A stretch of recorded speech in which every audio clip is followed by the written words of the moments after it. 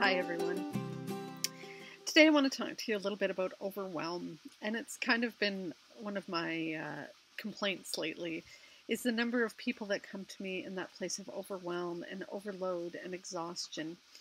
Leader after leader comes to calls or in conversation or in meetings that I'm in, and everybody has this heavy burden on their shoulders, and they're feeling guilty about it. They're feeling like they're not able to keep up. They're feeling like they're not doing a good job.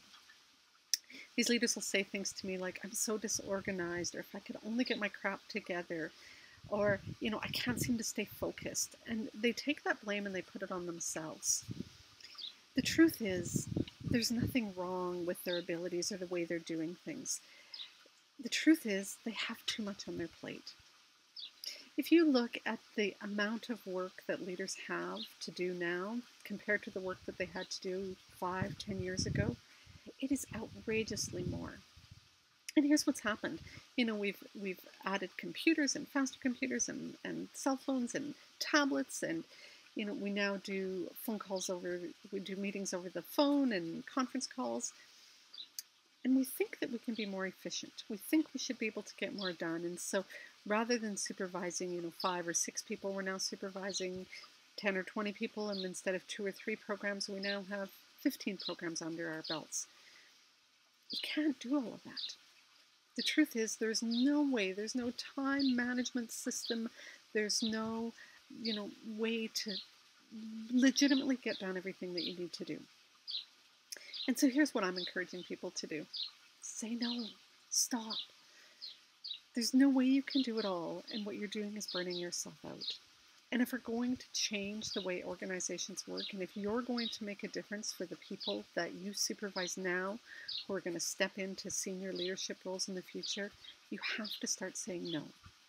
You have to start being clear that you cannot take on any more duties, responsibilities, teams, people, activities, boards, commitments. You have to say no.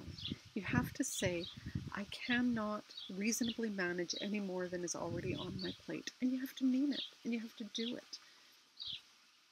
What happens for us is we try and say no, but we don't mean it. I don't know if I can take that. It'll be tough for me to do that. Is there any other way? And at the end of the day, we still do it.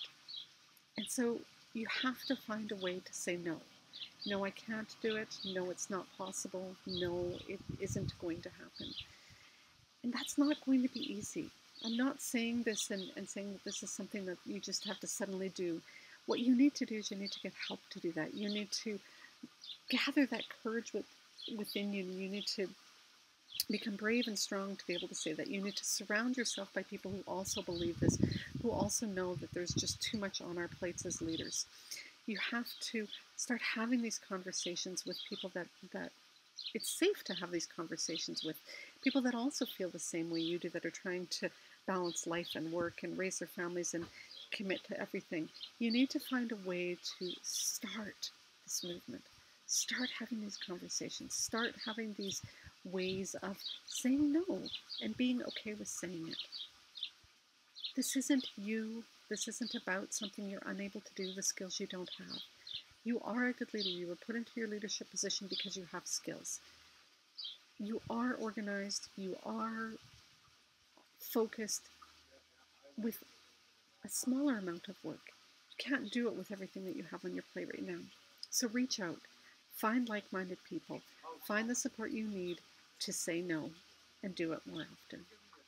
And read my blog below, which also talks about saying no.